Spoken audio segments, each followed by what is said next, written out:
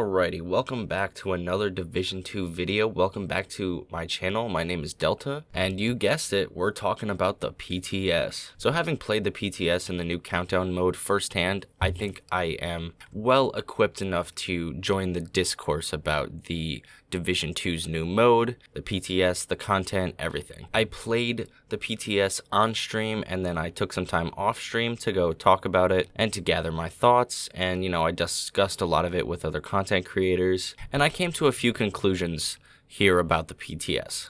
I like the new game mode a lot. I think it does have an element of replayability, and I think it has that fun factor that Summit just doesn't have. Now, don't get me wrong, I know Summit is a great mode. It's a really good place for farming. The ability to select targeted loot is really good, so you get to choose whatever you want to do. You basically create your own experience in there.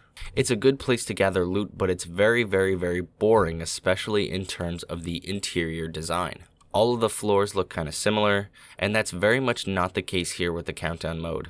The Pentco Fairview power plant is one of the most visually stunning places I've seen in the Division so far. The laboratory encounter is absolutely insane. I think that's probably one of the most well-designed areas in the entire game. So kudos to the art and level designers who created this. You guys did an amazing job. In terms of the gameplay itself, we know that the encounters are undertuned at the very moment. So you probably heard a lot of people who come over from console with their level 1 Warlords characters, and they're talking about stomping through the encounters, especially with 8 people.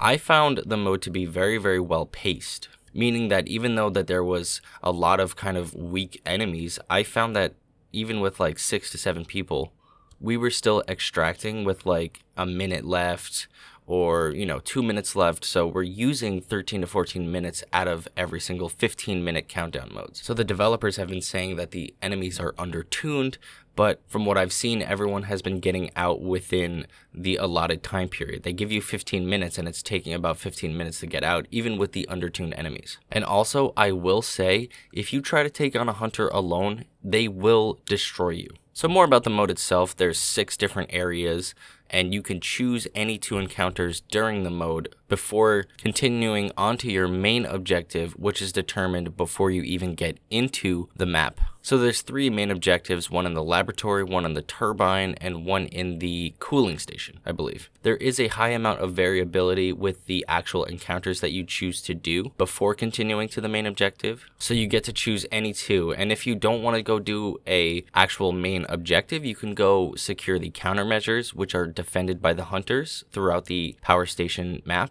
and securing these countermeasures will give you a buff. There's 3 to be collected throughout the entirety of the match, ranging from giving you extra damage to targets that are 35 meters away, or extra damage to targets within like 10 meters, stuff like that. It changes a lot. Also, I did forget to mention that similar to Summit, you get to choose your targeted loot here. And as you could see probably from everyone's footage and of course mine in the background, there is a lot of loot to be had. Every hunter drops a named item. I could see the countdown mode being a really good streamlined raid experience, which is what it's supposed to be, as an alternative to Summit, which kind of feels like a chore to go do your 30 floors to go get an exotic cache. During the countdown mode, I was never once not engaged in what was happening. Whereas with Summit, I feel like sometimes it just gets really hard to be focused on the game just because you're looking at the same exact environment every single time. And this isn't supposed to be me railing on the Summit, but I'm just saying that there is a clear distinction between Summit and the countdown mode. Now let's talk about the extraction at the countdown mode. Similar to the Division survival, you're greeted with hunters, and not only hunters, but Black Tusk as well. So narrative implications aside of hunters and Black Tusk working together, which I covered in my previous video, the extraction is going to be a challenge to anyone who tries to extract. I don't expect when the update hits the live game to be like the PTS at all, where it just gets ran over. If I'm being real, the extraction is probably my favorite part of the gameplay portion of the countdown mode. It feels very reminiscent of survival to, mow down the really tough challenge at the very end and to extract successfully, securing all of the loot and getting like the maximum rewards, for extracting. So that was my favorite part about the countdown mode so far, was the extraction part of it. And obviously too, the time of day is really beautiful. The art of the countdown mode is immaculate. I really enjoy that. Okay, so, countdown aside, is it enough? the thumbnail of this video. The answer is no. It's not enough. But you know what?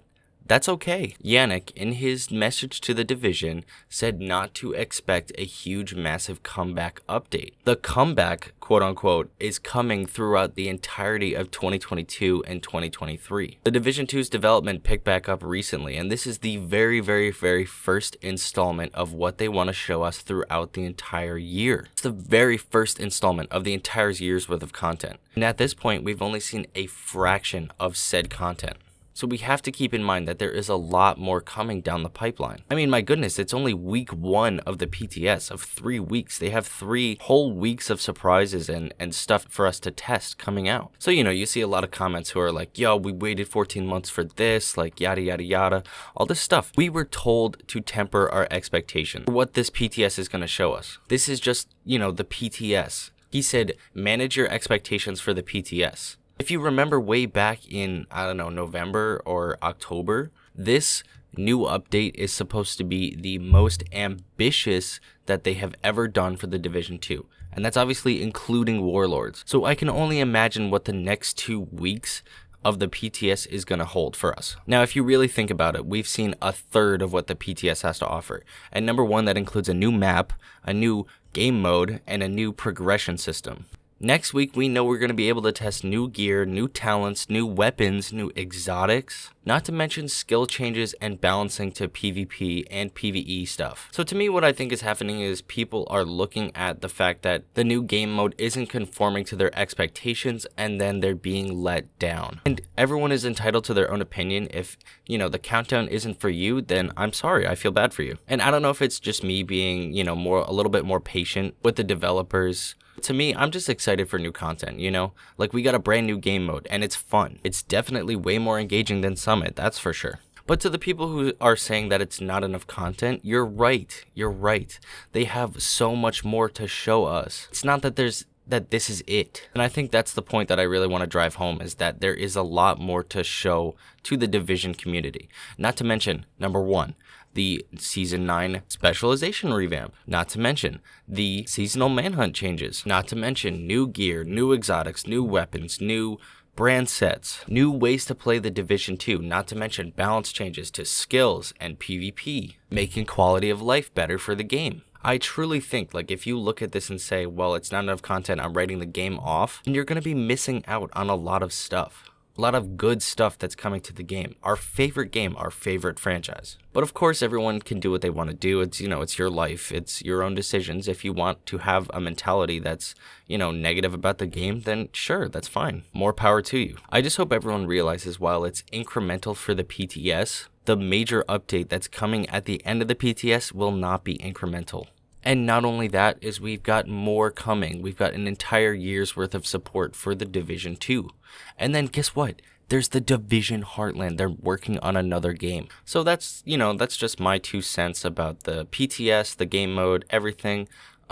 I'm excited for all the new stuff. I've been saying this for a long time. I've been excited for the Division 2 and everything that the Division universe is going to be putting out. But let me hear your 2 cents. I'm very interested into what people have to say about the PTS. I like reading other people's opinions and responding. So, yeah, I'm probably going to cut it here. I appreciate everyone who, is checking out the videos.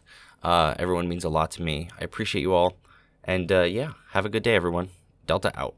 Peace. Psych, don't forget to like and subscribe. Okay, love you, bye.